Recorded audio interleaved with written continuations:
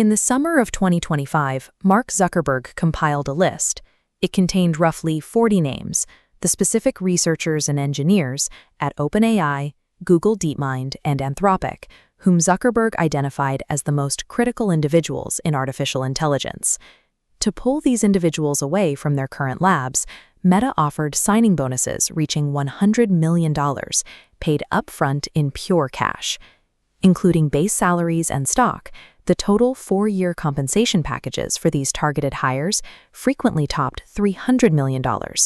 These figures put the engineers on Zuckerberg's list in a higher tax bracket than Premier League strikers or the highest-paid actors in Hollywood. This is an aggressive, real-time revision of how corporations value technical skill.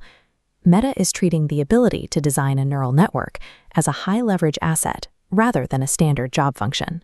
In less than 2 years, this targeted hiring strategy has elevated a small group of researchers into a new class of wealth, where an individual's market value can rival the economic output of a small nation.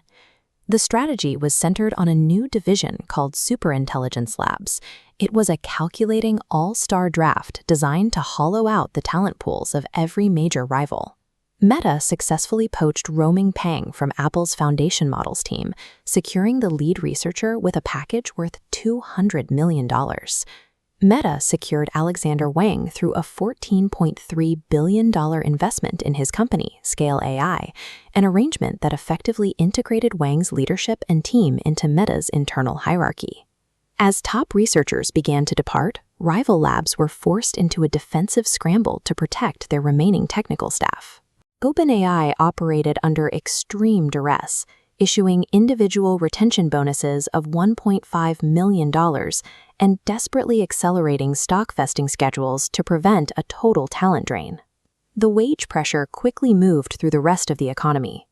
Defense contractors and pharmaceutical giants building internal AI units have had to invent entirely new compensation tiers to attract anyone with frontier research experience. Meta's isolated hiring spree did more than raise the local payroll. It permanently reset the global market price for artificial intelligence expertise.